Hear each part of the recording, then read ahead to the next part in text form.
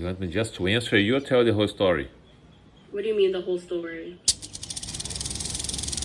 My name is Andre de Rezende. My name is Jacqueline Bandeira. I grew up in Brazil. I'm from Brazil, and I came to America when I was 28 years old. I was 23 years old at that time. When I was 18, I did intercambio. Then I was like, wow, I wish I can do like a college in America. Within me, I had this magnetic impulse of coming here since I was a little kid. I don't know why. I had the idea to study English for 1 year. So when I graduated in Brazil, I finished my college. I packed my stuff and here I am. 6 months later, I was here. My English was so bad and I couldn't understand anything. I could not even be a cashier. So my first job was a beggar. I was making $6 an hour, and they taught me just ask the customers paper or plastic. So whatever they decide, you put the groceries in. I remember a lady, she asked a plastic bag inside a paper bag. That made a knot in my mind. I didn't know anything that's going on. I worked there for 2 days and I quit. My first job in America, I was like a sales girl in a little store, in a Brazilian little store. Then I went to Stop and Shop to be a cashier, then Target. I was selling cars in 2001, and I was looking for a different goal in my life. And I saw a new store coming up called Target. I'm looking for some goal. I'm gonna quit this car thing. I'm gonna start working and see what is in there for me. And that's how I met Mom.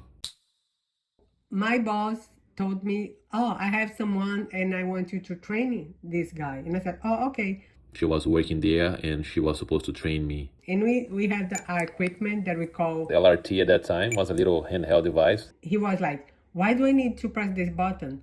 What is this button doing? And I said, oh my God, he wants to know everything. He's so annoying. My first impression of her was that she was too slow. He loves to ask questions about anything. I had questions that she didn't know how to answer. And he asks even when he doesn't need to know. I don't think I was annoying. I want to learn. I was curious.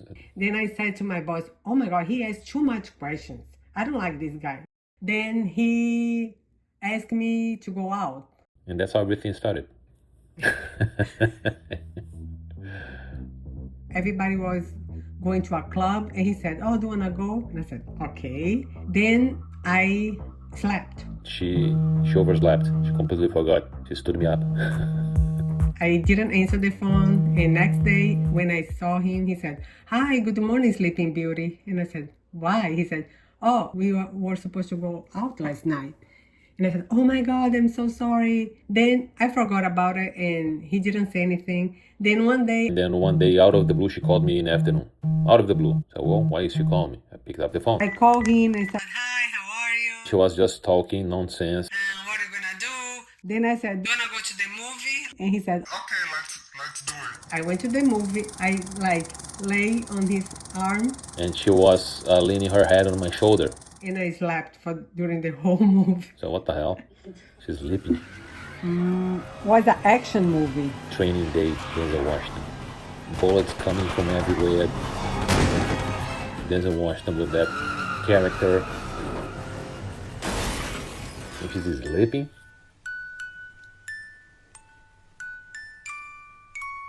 Was a good movie because I watched another day. And from that day on, he wasn't so annoying. Just a little bit. I knew Andre for like a few months. When I found that I was pregnant, was very emotional for me. My first reaction was, oh shit. I was young. I had moved to America only 1 year ago. And I was like, oh my God, what am I gonna do? What about if he doesn't want the kid? And I said, okay, I'm a responsible guy. I am the father of this child. No matter what, I'm gonna have this baby. So I made the right decision to stick with her.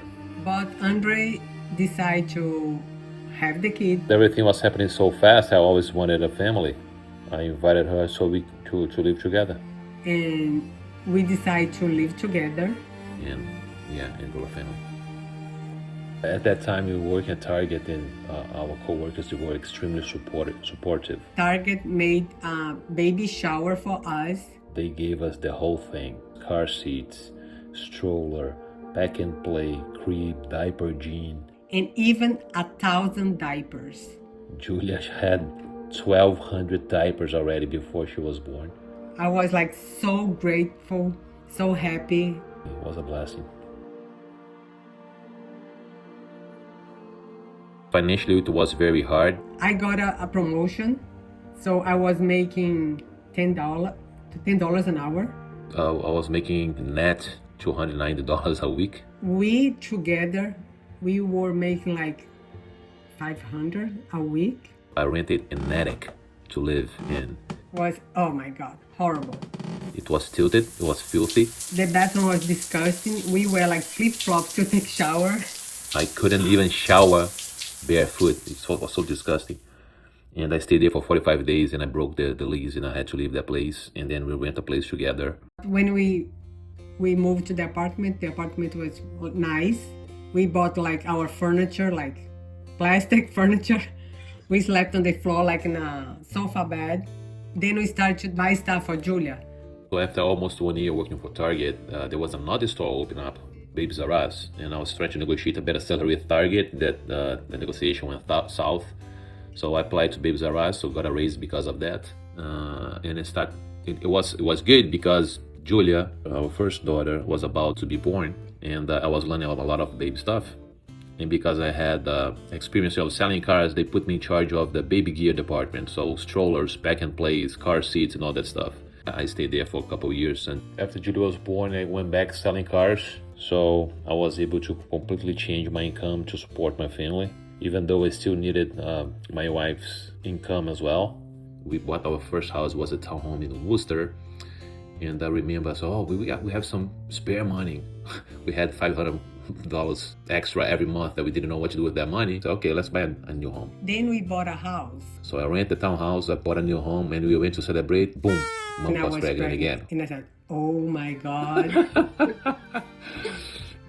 You were the most beautiful baby I've seen. You came like a doll. Big, beautiful, open eyes. You look like a porcelain doll when you came to the world.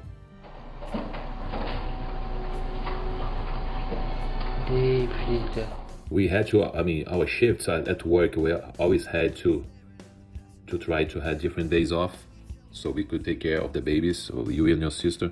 He always was a support for me. He never said, oh, it's too much to handle, or I don't think I can do it. It's the opposite. He works really hard. He always willing to help. He always willing to do whatever it takes to be with me and the kids.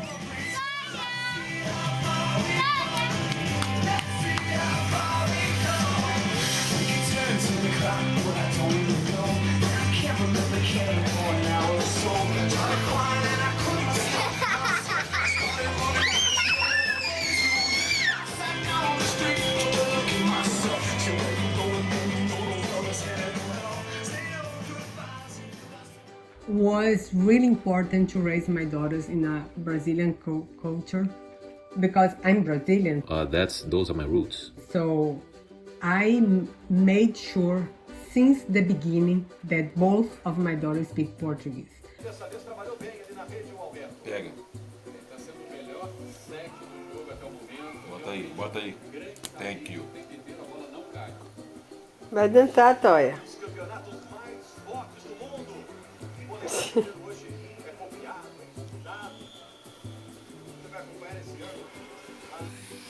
Vitória!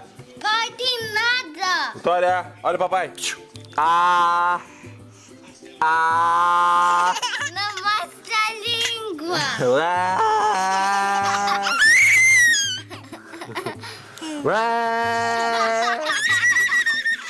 I feel proud of myself for everything that I went through and to know where I am today. Once I look backwards, every time that I do, I'm extremely grateful for my journey, for everything that has happened in my life. To see my daughters where they are today makes me so proud. I know it wasn't easy. I always dreamed to be a father and have a family, which is it's the biggest thing in life. I am proud what I've have accomplished as a father, I'm really, really, really proud of us as a family. I like the kind of woman that you and your sister are becoming, and I'm looking forward to see so I can walk down the aisle with both of you and get to know my grandchildren. Not as quick as you had them. No. Doesn't have to be fast. Take your time.